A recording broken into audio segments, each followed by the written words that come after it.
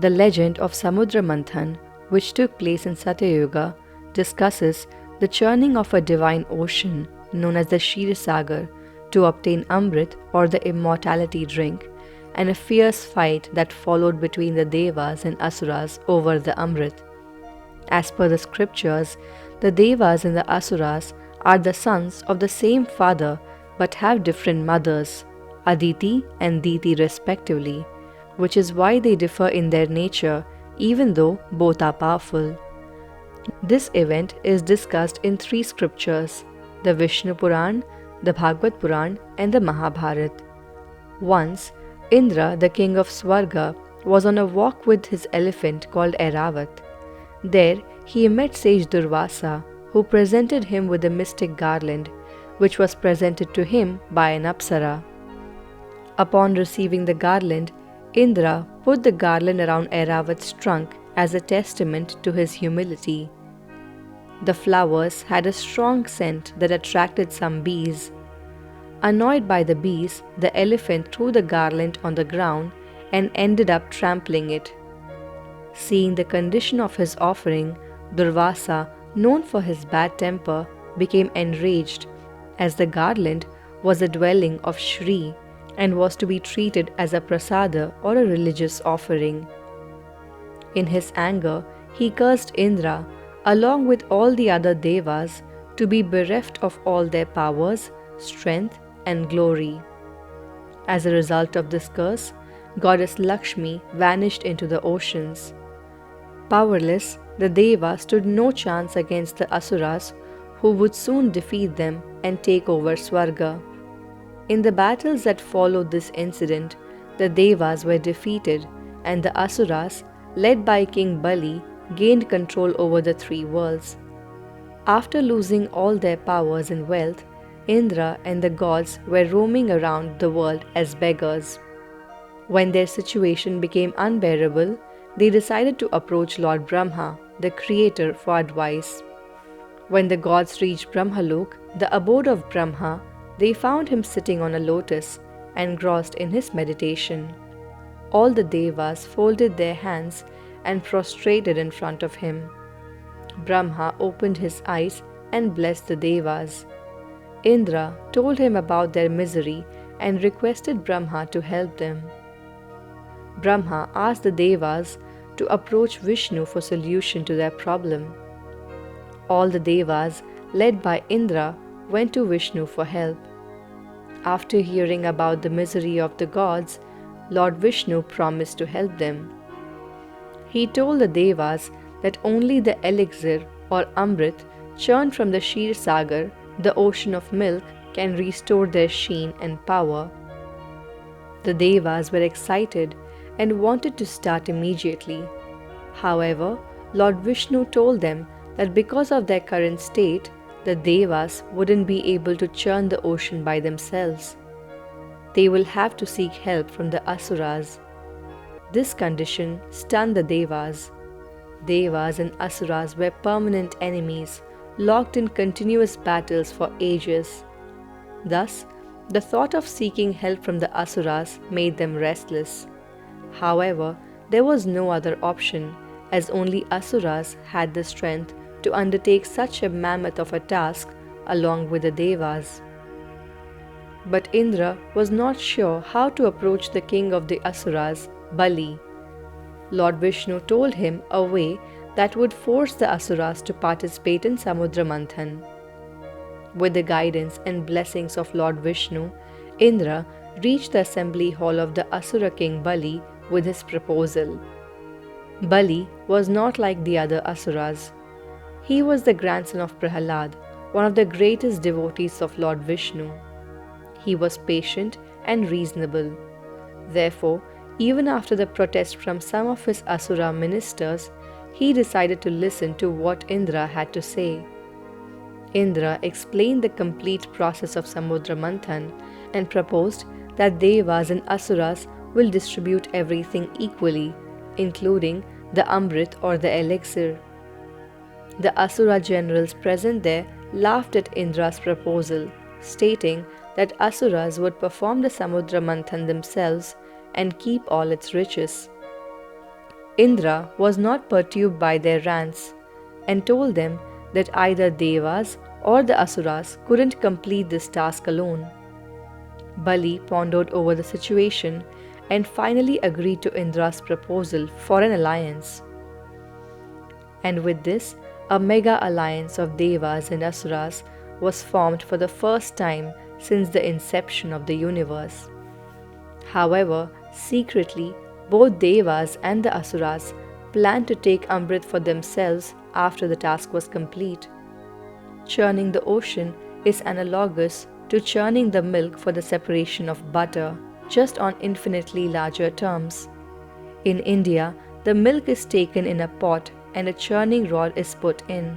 A rope is wound around the rod, and upon pulling the rope back and forth for some time, the milk separates into water and butter, where the butter floats on the surface. Same concept had to be applied to the churning of the ocean. Because the Ksheer Sagar was so large, Mount Mandar was used as the churning rod, and Vasuki, a powerful snake that resides around the neck of Lord Shiva, was used as the rope. The first task for Devas and Asuras was to uproot Mount Mandar, located at the center of the earth. After worshipping the great mountain, using their immense strength, the combined armies of Devas and Asuras uprooted it and started a long journey towards Ksheer Sagar. However, the immensity of the task soon overwhelmed both Devas and Asuras. Unable to bear the massive weight of Mount Mandar, thousands were crushed under it. At that point, Lord Vishnu arrived there, sitting on the back of his mount, the mighty Garuda. Vishnu picked up the mountain like a feather and placed it on the back of Garuda. Then he brought back all the dead Devas and Asuras to life. Flying with the speed of thought, Garuda soon placed the mountain Mandar in the middle of Ksheer Sagar. And then, just as he had arrived, Garuda flew up in the sky and vanished as quickly as a thought. Lord Vishnu then asked Devas and the Asuras to go to the depths of Patal and request the king of serpents and the ruler of Patal, Vasuki, to become the churning rope for Samudra Manthan. At first, Vasuki refused to help them. He was scared that the friction of the churning would tear his skin to shreds. Devas told him that Lord Vishnu had promised that he would not let him feel any pain. Further, they also offered him a portion of Amrit. When he heard that, Vasuki readily accepted their request and travelled to Ksheer Sagar with them. The Devas, Asuras, and Vasuki reached where Mount Mandar was standing in the middle of Ksheer Sagar. Vasuki coiled around the great mountain, and everyone was ready for the churning. At Vishnu's direction, the Devas stood holding the head of Vasuki and asked the Asuras to hold the tail. But the mighty and proud Asuras refused to hold the tail.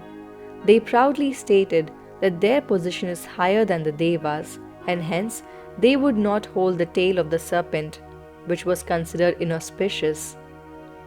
Lord Vishnu signaled the Devas, who promptly left the head of Vasuki and took hold of its tail, and then they started the Samudra Manthan.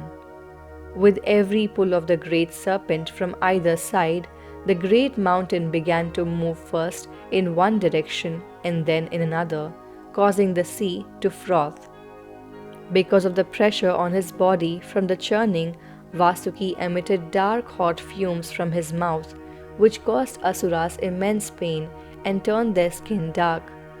But they continued to churn undeterred. The churning slowly gained speed. The Devas and Asuras were pulling Vasuki with full vigor. But soon, to their horror, the mighty Mandar began to sink, as it had no support at its base. Devas and Asuras were dismayed at this sight. As the great mountain disappeared from their sight, their hopes of finding the Amrit started fading. Without Mandar, the churning was impossible. They all cried to Lord Vishnu for help. Vishnu assumed the form of a kurma meaning a turtle, and came to the rescue and supported the mountain on his back. This form of Vishnu is called the Kurma avatar. It is said that he was 1,000 yojanas long and 1,000 yojanas wide. It quickly swam under the mountain Mandar and supported it on its back. Then it raised it to the surface. Everyone in the universe sang praises of Lord Vishnu, the Savior. And so the Samudra Manthan resumed again, and it lasted for a millennium. As the ocean was being churned, a number of valuables came out, but the first thing that the Ksheer Sagar spurted out was halahal, the most potent poison in the entire universe. It was so poisonous that even its fumes sucked the breath of everyone present over there. Everyone rushed to Lord Vishnu for help. Lord Vishnu told them that only Mahadev, Lord Shiva, has the strength to consume halahal. On his advice, everyone went to Shiva and requested them to save them from this certain death. Lord Shiva did not even think twice. He got up and collected all halahal in his palms.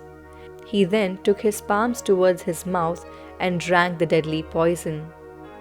As Shiva started drinking it, his consort, Ma Parvati, kept her right hand on his neck. It prevented the poison from escaping from Shiva's throat and entering his body. The poison was so potent that Shiva's neck turned blue. Everyone sang praises of Lord Shiva, and he was given the name Neelkant, the one with the blue throat. It is said that a few drops of halahal fell from Shiva's hands and were consumed by the snakes, scorpions, and other serpents, and this incident made them venomous. Later, many treasures emerged that were accepted by Lord Vishnu, the Devas, and the Asuras. Lakshmi, the goddess of wealth, becomes Vishnu's eternal consort. Divine nymphs or Apsaras like Rambha, Menaka, Punjisthala choose the Devas, and Sura, the goddess of alcohol, goes to the Asuras. Parijat, the divine flowering tree with blossoms that never wilt, is taken to Indralok by the Devas. Kamadhenu or Surabhi, the divine wish-granting cow, is taken by Vishnu, and he gives it to the sages to use the ghee from her milk for sacrifices and rituals. Many other valuables and supernatural beings emerge, and in the end, Dhanvantari, the heavenly physician, appears with a pot of Amrit in his hand. As soon as the Amrit appeared, everyone left the churning and ran towards it. However, the Asuras, being stronger, snatched the pot of Amrit from Lord Dhanvantari and ran away. A fight broke out between the Devas and the Asuras. Amidst the fight, an Asura got hold of the pot and fled. The Devas again turned to Vishnu for help. Vishnu reclaimed the Amrit and gave it to Garuda, who was his own riding eagle. Garuda carried the precious vessel away from the battlefield. Suddenly, their commotion was disturbed by the sweet sound of anklets. As they turned around, they were awestruck. Standing amidst them was the most beautiful woman they had ever seen. They became so engrossed in her beauty that they forgot about the Amrit. They gathered around her and asked her who she was and where she came from. The woman told them that her name was Mohini, and she was passing through the area and was distracted by the loud noises coming from the place. She came down to check the reason for the commotion. The Asuras, smitten by her beauty, told her about the Amrit and requested her to distribute it to them. Lord Vishnu, in Mohini's disguise, smiled at their proposal. Then she said that she would agree only if Devas too were given their share of the Amrit. Lost in her beauty, Asuras readily agreed to her terms. Mohini asked the Devas and Asuras to sit facing each other. She told them that she would distribute Amrit alternately to Devas and the Asuras. Devas and Asuras quickly took their place and Mohini started distributing the Amrit. Mohini started with Indra, and as she turned towards the Asura king Bali, she discreetly changed the pot. One by one, all the Devas started getting Amrit, and Asuras kept getting a simple drink.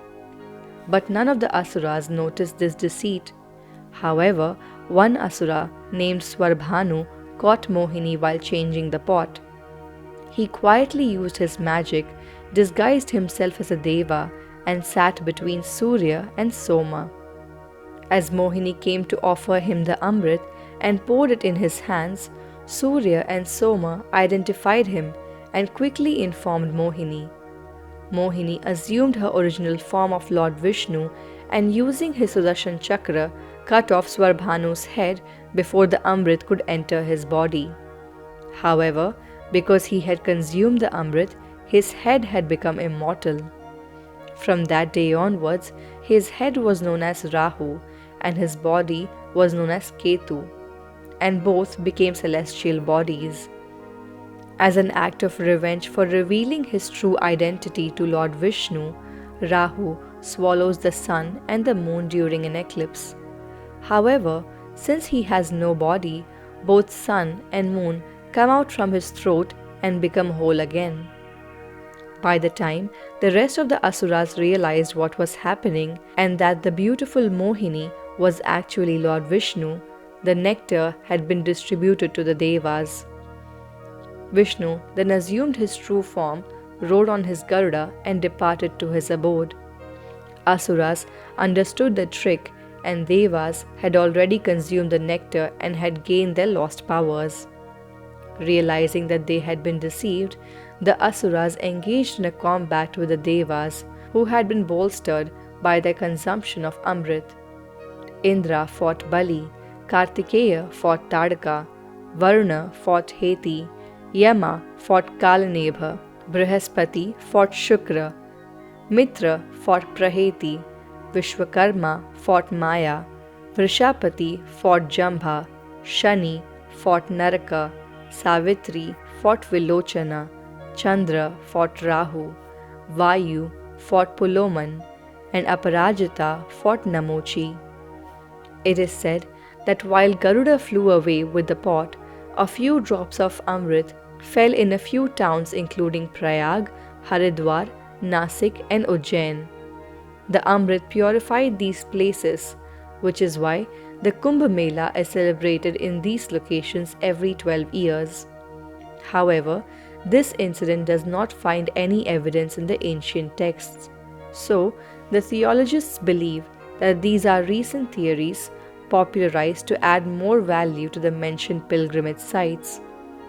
Another popular belief is that while fighting for Amrit, the Asuras did drink a handful, which made them immortal. Thus, the fight between the Devas and the Asuras continues to this day, which is a symbolic of the inner fight between good and evil that goes on in the mind of every living mortal.